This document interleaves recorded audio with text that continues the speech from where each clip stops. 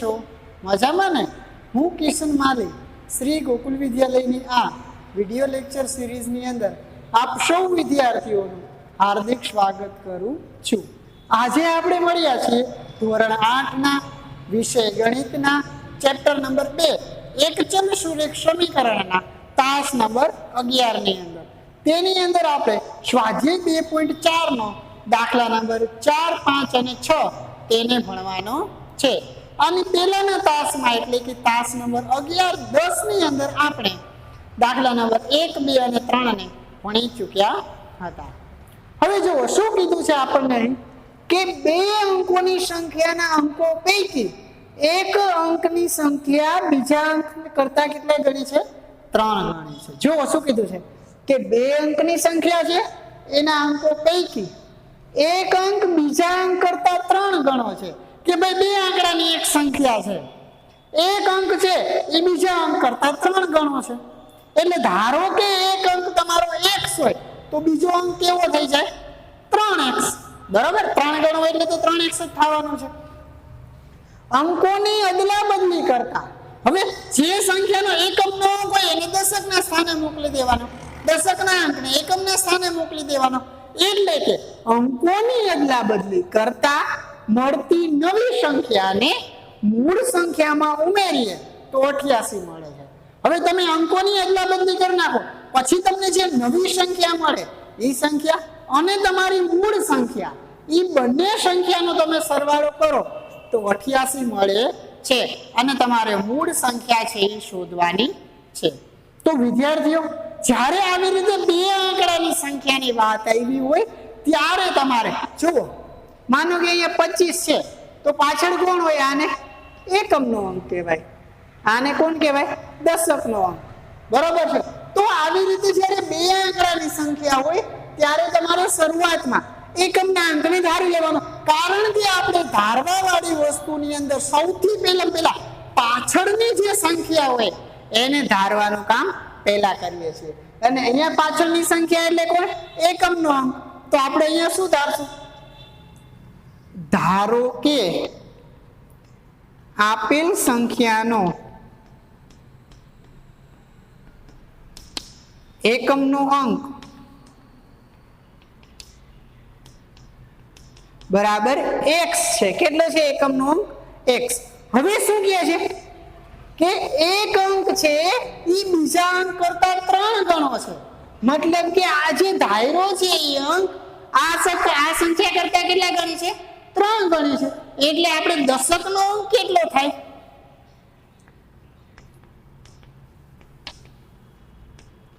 દશકનો અંક આના કરતા 3 ગણો એટલે કેટલા થઈ જાય? 3x. બરાબર છે? કારણ કે ધાયરી છે એ સંખ્યા કરતા એકમનો એના પછીનો જે અંક છે એ કેવો છે? 3 ગણો છે. એટલે દશકનો અંક 3x. ત્યારે સૌથી પહેલા તમારે મૂળ સંખ્યા ગોતવાની. જ્યારે આવી બે અંકોની સંખ્યાની વાત કરેલી હોય ત્યારે પહેલા તમારે મૂળ સંખ્યા ગોતવાની. તો મૂળ સંખ્યા બરાબર એકમના અંકને 1 વડે ગુણવાનો અને દશકના અંકને 10 વડે ગુણવાનો. એવી રીતે કરો તો તમને શું મળે છે? મૂળ સંખ્યા. હવે મૂળ સંખ્યા મારે દશકનો અંક કોણ છે? 10 ગુણ્યા 3x વત્તા એકમનો અંક એટલે x. બરાબર છે? અથવા તો તમારે આમ લખવું હોય તો આમ લખી શકાય કે 10 ગુણ્યા દશકનો અંક વત્તા એકમનો અંક. આ રીતે લખો, તમને વધારે યાદ રહેશે. એકમના અંકને 1 વડે ગુણવાનો અને દશકના અંકને 10 વડે ગુણવાનો. તો અહીંયા 10, દશકનો અંક 3x વત્તા એકમનો અંક એટલે x. તો 10 નો ગુણાકાર 3 આવે તો 10 તેરી 30x વત્તા x. અને 30 ને 1 કેટલા થઈ જશે? 31x. તો મૂળ સંખ્યા તમારી કેટલી થઈ ગઈ? 31x. હવે જો આગળ કઈ કીધું છે, અંકોની અદલા બદલી કરવાની છે. મતલબ કે એકમના અંકનું સ્થાન હોય ત્યાં દશકને મોકલી દેવાનો અને દશકના અંકનું જ્યાં સ્થાન હોય ત્યાં કોને લઈ લેવાનો? એકમનો અંક. એટલે કરીએ આપણે અંકોની અદલા બદલી કરતા મળતી નવી સંખ્યા, કારણ કે તમને એક નવી સંખ્યા જ મળવાની છે અને એ મળતી નવી સંખ્યા બરાબર શું કરવાનું, એમાં પણ 10 ગુણ્યા દશકનો અંક વત્તા એકમનો અંક, એટલે જો 10 ગુણ્યા, હવે દશકનો અંક એટલે તમે અંકોની અદલા બદલી કરશો તો આ એકમનો છે એ કેવો થઈ જશે, દશકનો અંક એટલે 10 ગુણ્યા x વત્તા આ દશકનો અંક છે એ કેવો થઈ જશે, એકમનો અંક એટલે વત્તા 3x, તો 10 ગુણ્યા x એટલે 10x વત્તા 3x એના બરાબર થઈ જશે 13x. બરાબર છે. આ બંને વસ્તુ સમજવી બહુ જરૂરી છે. સૌથી પહેલા મૂળ સંખ્યા ગોતવાની, પછી તમારે શું કરવાની, નવી સંખ્યા ગોતવાની. હવે તમારે શું કરવાનું, શું કીધું છે અહીંયા, મૂળ સંખ્યા અને નવી સંખ્યાને તમે ઉમેરો તો સરવાળો કેટલો મળે છે, 88. તો લખવાનું નવી સંખ્યાને મૂળ સંખ્યામાં ઉમેરતા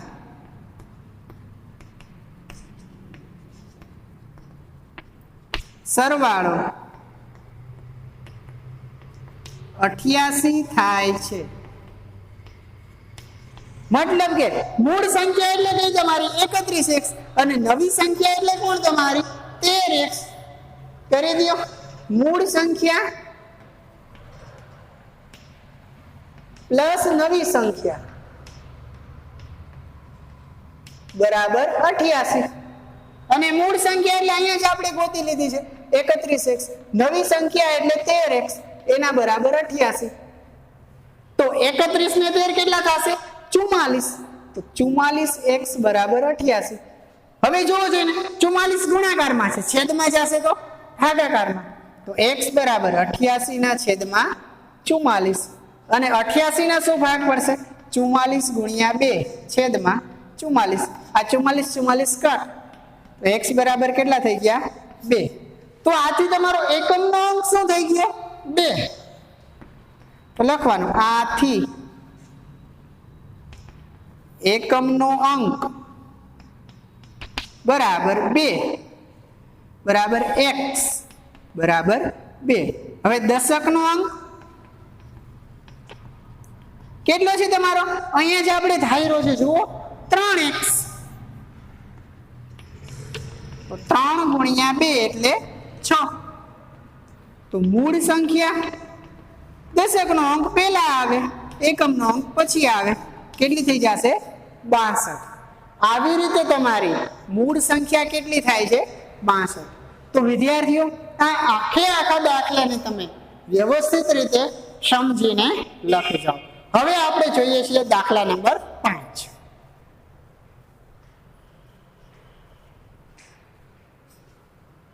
તો વિદ્યાર્થીઓ હવે આપણે જોઈ રહ્યા છીએ દાખલા નંબર 5. શું કીધું છે, સરોજની માતાની હાલની ઉંમર સરોજની હાલની ઉંમર કરતા 6 ગણી છે. બરાબર છે. આપણે સામાન્ય રીતે શું કરીએ છીએ કે કોઈ પણ વસ્તુની ઉંમર ધારવાની આવે એટલે પેલા તો પાછળ હોય ને એ વસ્તુને ધારીએ છીએ, અને આમાં પાછળ કોણ છે, સરોજ છે. બરાબર છે. તો આપણે કોને ધારશું, સરોજની ઉંમર. ધારો કે સરોજની હાલની ઉંમર x વર્ષ છે, તો એના માતાની એના ઉંમર કરતા કેટલા ગણી છે, 6 ગણી છે. તો સરોજની માતાની હાલની ઉંમર કેટલા ગણી થઈ જશે, 6x. બરાબર. તો અહીંયા હું લખું છું, ધારો કે સરોજની હાલની ઉંમર બરાબર x વર્ષ. બરાબર છે. હવે આપણે કોની ઉંમર જોઈશું, સરોજની માતાની. તો સરોજની માતાની હાલની ઉંમર હવે એના કરતા 6 ગણી છે એટલે કેટલા થઈ જશે, 6x વર્ષ. હવે શું કીધું છે, જો સરોજની માતાની ઉંમર સરોજની હાલની ઉંમર કરતા 6 ગણી છે. હવે 5 વર્ષ પછી સરોજની ઉંમર, એટલે 5 વર્ષ પછી સરોજની ઉંમર તેની માતાની હાલની ઉંમર કરતા ત્રીજા ભાગની થાય છે. જો 5 વર્ષ પછી સરોજની ઉંમર કેટલી છે? હવે સરોજની ઉંમરમાં જ 5 વર્ષ વધારવાના છે, એના માતાની ઉંમરમાં નહીં. હવે દર વખતે આપણા દાખલા આવતા ને ત્યારે આપણે શું કરતા? બંનેમાં 5-5 વર્ષ વધારતા. 10 વર્ષ હોય તો 10-10 વર્ષ વધારતા. પરંતુ અહીંયા એવું નથી. અહીંયા ખાલી 5 વર્ષ પછી સરોજની ઉંમર જ વધે છે. એટલે શું લખવાનું થશે? 5 વર્ષ પછી સરોજની ઉંમર બરાબર x પ્લસ 5 વર્ષ. હવે શું કે છે કે તેની માતાની હાલની ઉંમર કરતા ત્રીજા ભાગની થાય છે. હવે એની માતાની હાલની ઉંમર કેટલી છે? 5 વર્ષ પછી સરોજની ઉંમર x પ્લસ 5 વર્ષ થાય છે. અને સરોજની માતાની ઉંમર કેટલી થાય છે? સરોજની 5 વર્ષ પછી સરોજની માતાની ઉંમર તેની હાલની ઉંમર કરતા ત્રીજા ભાગની થાય છે.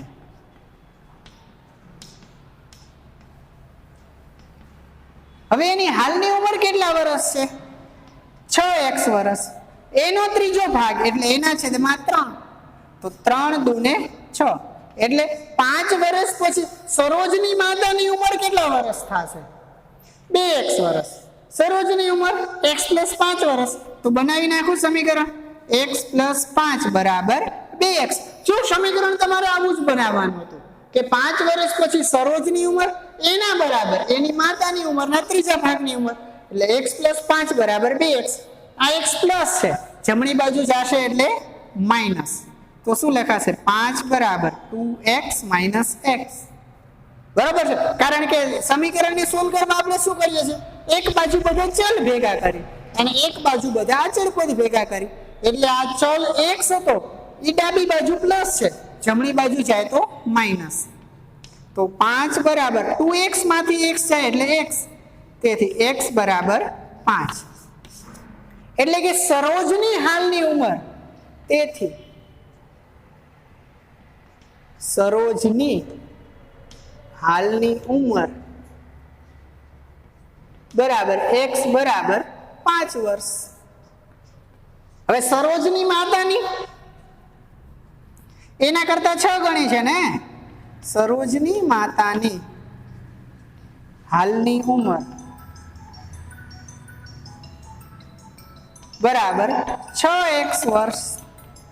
એટલે 6 ગુણ્યા 5 બરાબર 30 વર્ષ. તેથી સરોજની હાલની ઉંમર 5 વર્ષ અને એની માતાની હાલની ઉંમર કેટલા વર્ષ થાય? 30 વર્ષ. આમ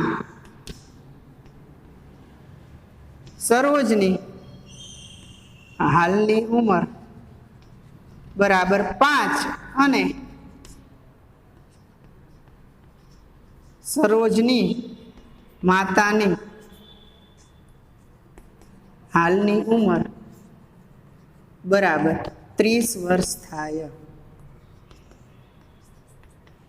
આવી રીતે તમારે લખી નાખવાનું. તો વિદ્યાર્થીઓ, અહીંયા તમારો દાખલા નંબર 5 છે એ પૂર્ણ થાય છે. હવે આપણે જોઈએ છીએ દાખલા નંબર 6. એના પહેલા તમે આને ઝડપથી લખી જાઓ.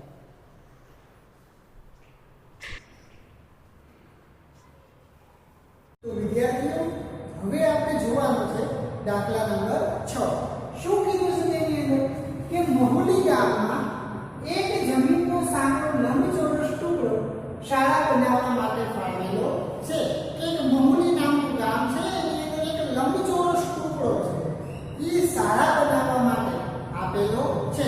પછી શું ડિટેલ આવી છે એમાં કે પ્લોટની લંબાઈ અને પહોળાઈનો ગુણોત્તર 11:4 છે. બરોબર છે કે પ્લોટની લંબાઈ અને પહોળાઈનો ગુણોત્તર 11:4 છે. જો ગુણોત્તર આપેલો હોય ત્યારે તો સારું. અહીં જે પહેલી સંખ્યા આપેલી હોય ને એ પહેલી વસ્તુની હોય, બીજી સંખ્યા આપેલી હોય એ બીજી વસ્તુની હોય. કોનો ગુણોત્તર છે?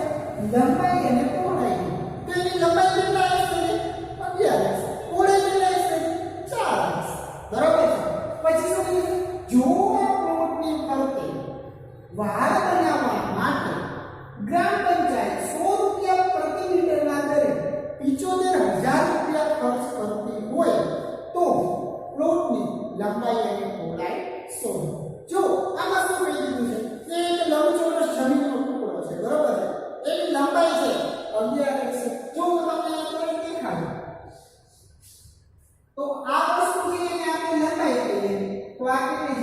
11x આ વસ્તુ જે આપણે પહોળાઈ કહીએ તો એ કેટલી છે 4x બરાબર તો તમારે શું ગોતવાનું છે કે જમીનની લંબાઈની પહોળાઈ કેટલી છે પરંતુ આપણને એવું નથી કીધું પાછળ એક વસ્તુ બીજી કીધી છે કે 1 પ્રતિ મીટર વહાણ કરવાનો ખર્ચ કેટલો છે 100 બરાબર છે એટલે કે 100 રૂપિયા જ્યારે ખર્ચો કરે ને ત્યારે એને 1 પરિમિતિ જેટલી વાર થાય એટલે કે 1 ચોરસ મીટર જેટલી વાર થાય અને આપણને અહીંયા કેટલા રૂપિયા ખર્ચો કર્યો છે 75000 રૂપિયા તો 75000 માં શું મૂલ્ય તમને એટલા મીટર મળી જાય બરાબર એટલે અહીંયા લખી દેજો અહીં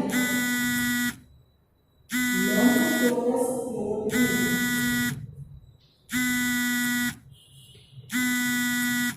લંબાઈ અને પહોળાઈનું ગુણોત્તર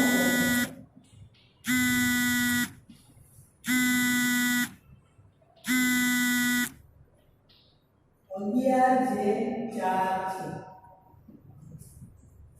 શું કીધું છે લંબાઈ અને પહોળાઈનો ગુણોત્તર કેટલો છે 11/4 આથી પ્લોટની લંબાઈ બરાબર 11x ને પ્લોટની પહોળાઈ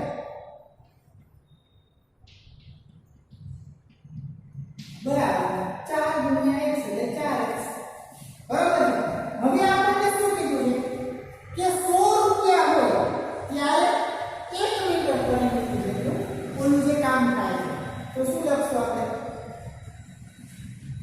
100 રૂપિયા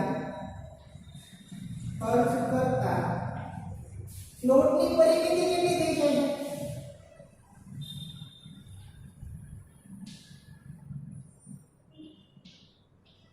બરાબર 1 મીટર બરાબર એ 100 રૂપિયા ખર્ચ કરે ત્યારે 1 મીટર જેટલું તમારે એનું જે કે બાંધકામ કરે છે વાડ બનાવવાનો ખર્ચો થાય છે એમાં એ કેટલા રૂપિયા ખર્ચ છે 75000 તો 75000 રૂપિયા ખર્ચ કરતા પ્લોટની પરિમિતિ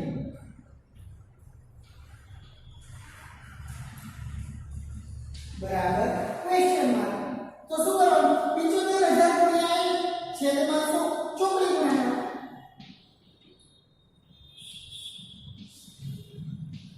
0 0 કટ થઈ જાય તો પ્લોટની પરિમિતિ કેટલી થઈ ગઈ 750 મીટર બરોબર છે એની ફરતે વાળ કરો છે એટલે જો એને આપણી જગ્યાએ એને વાળ કરવી છે અને આની વાળ 750 મીટર થાય છે આથી પ્લોટની પરિમિતિ બરાબર 750 મીટર હવે આપણને શું કીધું છે એની લંબાઈ અને પહોળાઈ શોધવાની કીધું છે હવે લંબચોરસની પરિમિતિ આપણને ખબર છે લંબચોરસની પરિમિતિ એટલે બધી બાજુનો સરવાળો તો બે કૌંસમાં લંબાઈ વત્તા પહોળાઈ બરાબર હવે અહીંયા પરિમિતિ કેટલી આપી છે 750 મીટર આપણે કરી જોઈ બે લંબાઈ કેટલી છે 11x પહોળાઈ કેટલી છે 4x કરીને આપણે આને સોલ્વ તો શું થઈ જશે 11 ને 4 15 750 બરાબર 2 કૌંસમાં 15x બરાબર છે 2 ગુણાકારમાં આવશે તો 15 ગુણ્યા 30x તો 750 બરાબર 30x હવે આ 30 ગુણાકારમાં છેદમાં જાય તો ભાગાકારમાં કારણ કે આપણે તો શું કરવું છે x ના સૂત્રનો કરતા બનાવવો છે એટલે આપણને x ની કિંમત મળે 750 ના છેદમાં 30 બરાબર x એટલે આ 0 0 તો કટ થઈ ગયા તો હવે આને હું શું લખી શકું x બરાબર 75 ના છેદમાં 3 પણ લખી શકું કે નહીં અને 75 એટલે તો કેટલા થાય 25 તેની 75 છેદમાં 3 3 તો કટ થઈ જાય તો x બરાબર કેટલા થયા 25 બરાબર છે તો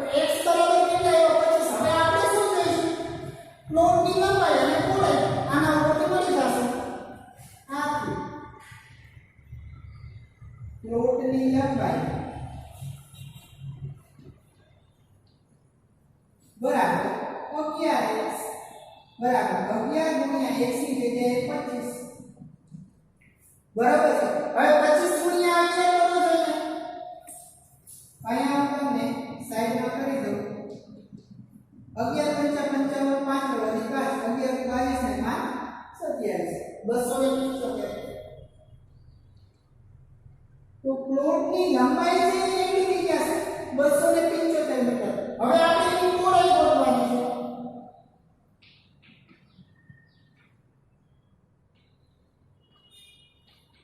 પ્લોટની પહોળાઈ બરાબર 4x. અહીંયા જે આકૃતિ છે એને હું ભૂસી નાખું છું.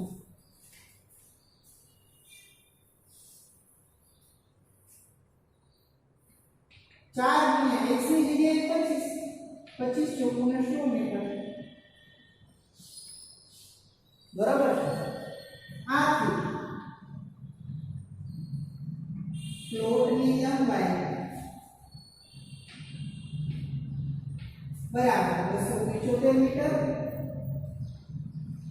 અને પ્લોટની પહોળાઈ